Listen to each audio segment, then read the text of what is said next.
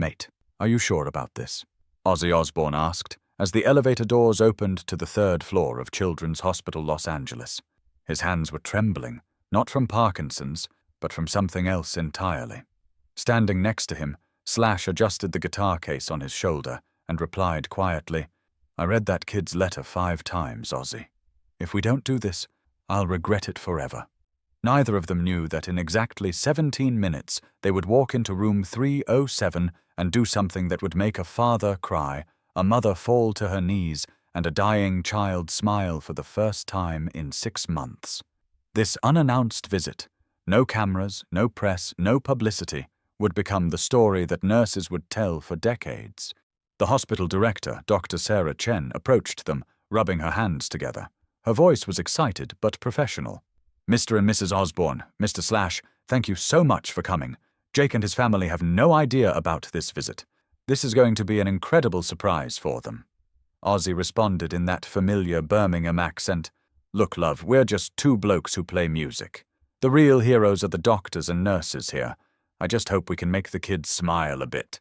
Slash smiled quietly and added, "Ozzy's being modest. He's been doing this kind of thing for decades, but today feels different. This kid's story really got to both of us. Nobody knew at that moment, but Jake Mitchell's story wasn't just another illness story. This 13-year-old boy had been fighting leukemia for 3 years, and in the last 6 months, his condition had deteriorated significantly. But what was truly devastating was the economic collapse his family was experiencing.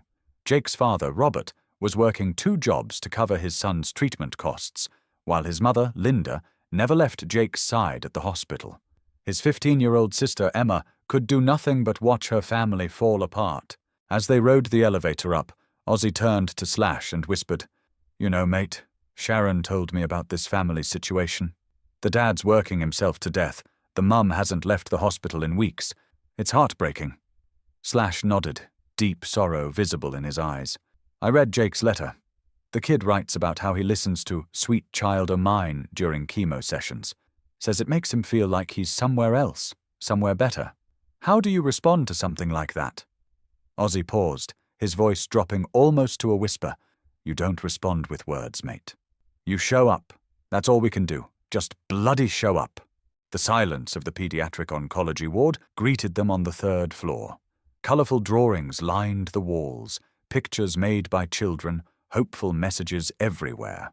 But behind each door, a family's darkest battle continued. Dr. Chen stopped them outside room 307 and spoke in a low voice. "Jake's having a rough day today. This morning's chemo session was particularly difficult, but when we mention music, his eyes still light up." Sharon stepped forward and knocked gently on the door, then entered. What happened next would become one of those moments that nobody in that room would ever forget. When Sharon entered, Jake's mother, Linda, was sitting beside her son. Jake looked pale and exhausted from the effects of chemotherapy, but in his eyes there was still that childlike curiosity. His sister Emma sat by the window, staring outside. Sharon smiled with that familiar warmth. "Hello, Mitchell family. I'm Sharon Osbourne, and I have a couple of friends outside who'd very much like to meet Jake. Would that be all right?" Linda's mouth fell open, words caught in her throat. Emma suddenly jumped to her feet, her eyes wide. Jake slowly sat up, his voice weak but excited. "Mrs. Osbourne? Like the Sharon Osbourne? From the TV show?" Sharon laughed with that genuine, warm laugh of hers. "Yes, darling, that's Sharon. But more importantly, I brought some troublemakers with me. Jake, do you like rock music?" Jake's eyes suddenly lit up, the exhaustion momentarily vanishing. "I love it, especially Black Sabbath and Guns N' Roses. But why are you—" He couldn't finish his sentence because the door opened and Ozzy Osbourne walked in, followed by Slash. The room fell into stunned silence. Jake's mouth hung open, his eyes scanning the 2 rock legends in disbelief. Linda brought her hand to her mouth and began crying silently. Emma stood frozen, her phone nearly slipping from her hand. Ozzy entered the room with that familiar, casual demeanor and approached Jake's bed. "All right, mate, I heard you've been listening to my music during your chemo sessions. That's either very brave or you're completely mental. I'm not sure which one." Jake started laughing, tears streaming down his cheeks. It was that pure, genuine laughter that a child can still find even in their darkest days. Slash pulled the guitar from his back, that legendary Gibson Les Paul. Jake's eyes grew even wider when he saw the guitar. Slash sat down on the edge of the bed and spoke in a soft voice. "Jake, your mum told the hospital staff that you've been learning guitar. Is that true?" Jake nodded, his voice trembling with excitement.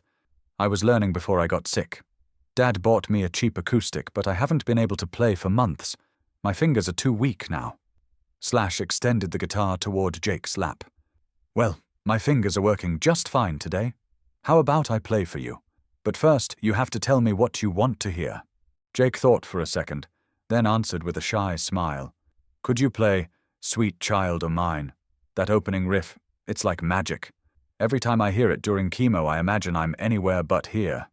Slash's eyes glistened for a moment, but he quickly composed himself. But what he did next shocked everyone in the room. He placed the guitar in Jake's hands, positioned his own hands over the boy's, and together they began the opening notes. Jake's weakened fingers, supported by Slash's strong hands, slowly began to fill the room with that legendary riff.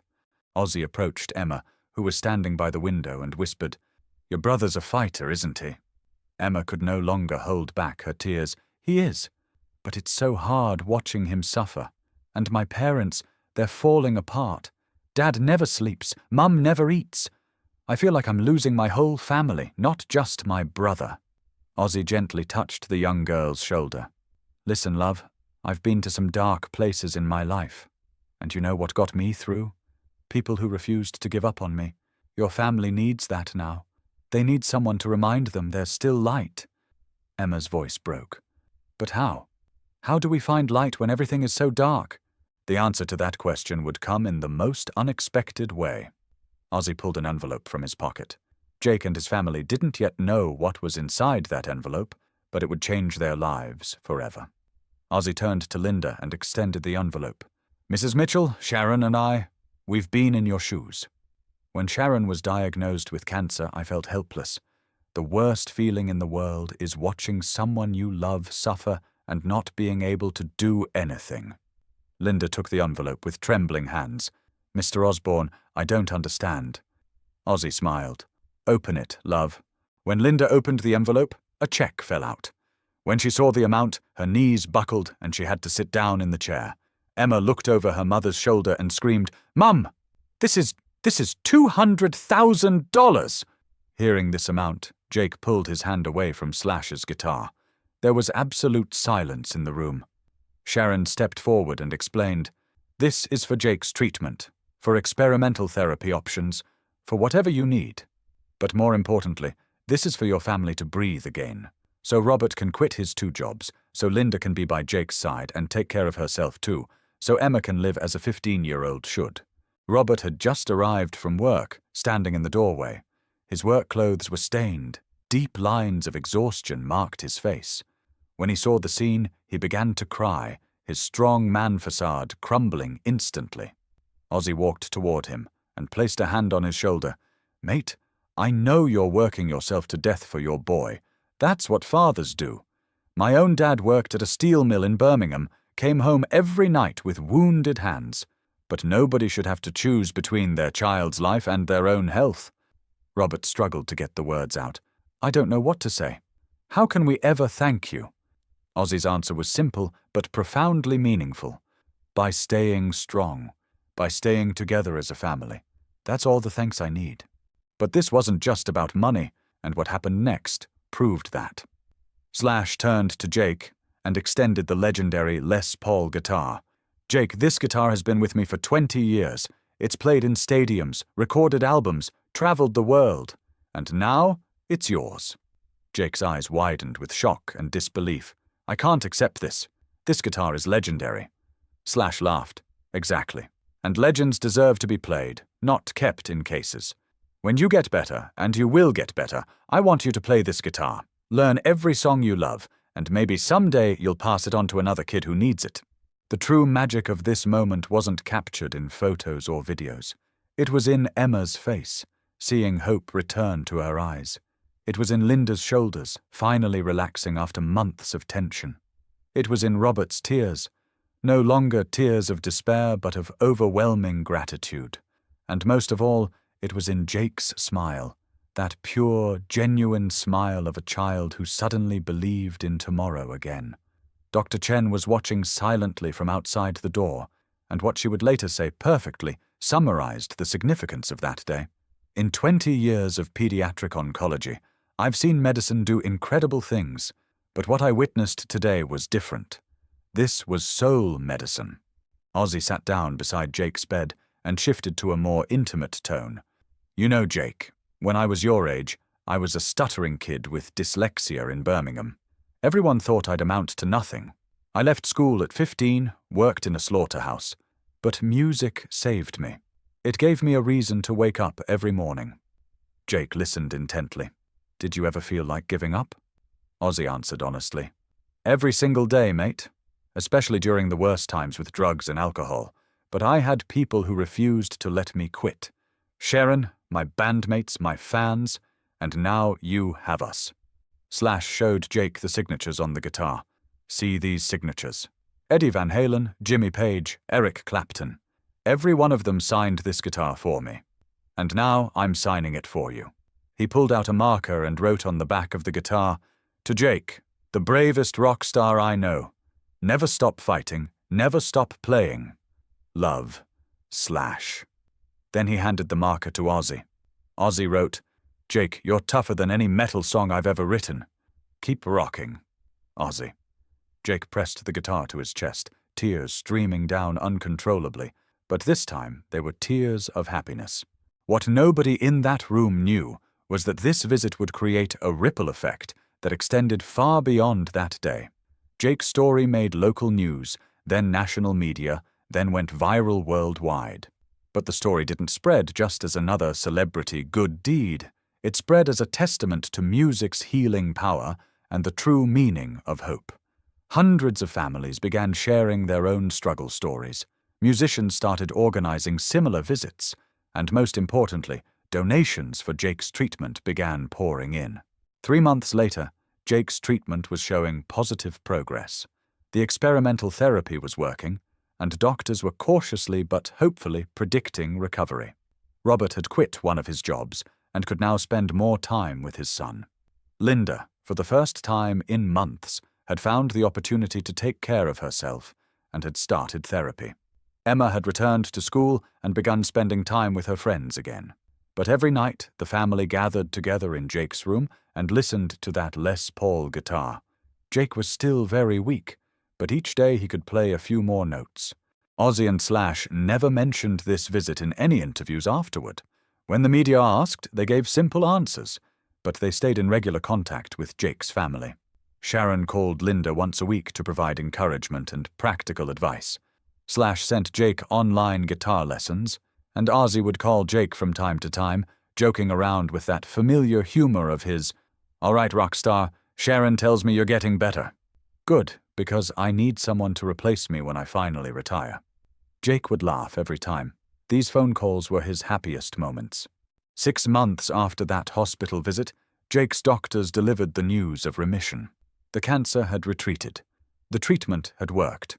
That day, as the Mitchell family embraced each other in the hospital room, the first thing Jake did was call Slash.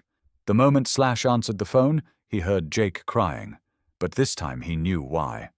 "I'm in remission, Slash. I'm going to make it." Slash's voice broke, too. "I never doubted it for a second, kid. Now you have a promise to keep. You have to learn to play that guitar properly." Jake laughed through his tears. "I will. I promise. And someday I want to play on stage, with you and Ozzy." That promise would take longer to fulfill than anyone expected, but it would happen. Because real stories don't end with an immediate happy ending like Hollywood movies. Jake's recovery was a long and difficult process.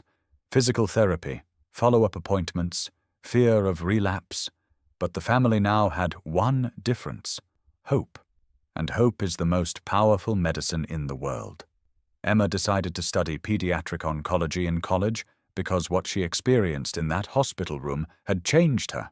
Robert and Linda's marriage had weathered the crisis and emerged stronger, They had started laughing together again. 2 years after that hospital visit, Ozzy organized a charity concert. The concert was called Hope Rocks, and all proceeds would go to cancer foundations that provided financial support for families. As the concert finale approached, Ozzy stepped up to the microphone and addressed the crowd. 2 years ago, I met a kid named Jake Mitchell. He was fighting leukemia, and he was listening to my music during chemo. His family was falling apart, but they never gave up. Tonight, I want you to meet him. Jake, come on stage, mate. The crowd erupted as Jake, now 15 and healthier, walked onto the stage. Slash's gifted Les Paul guitar hung from his shoulder. The audience rose to their feet and applauded.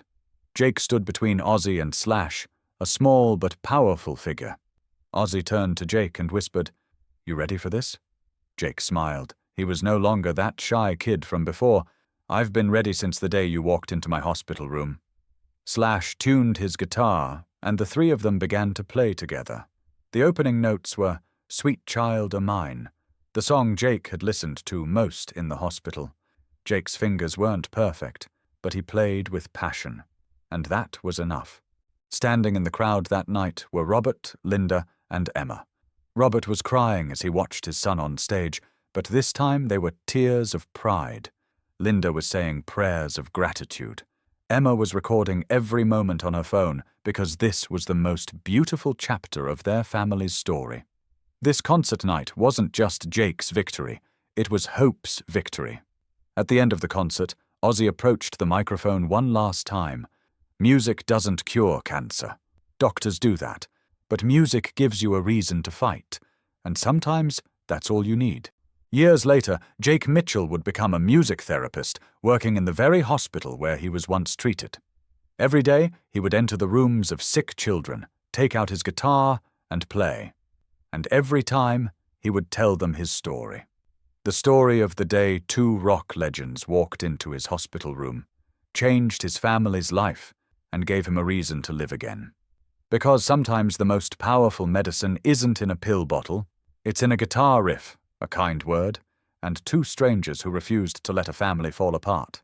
If this story touched your heart and reminded you that kindness can change everything, hit that like button and share this video, because somewhere out there, another family is fighting their own battle and needs to know they're not alone.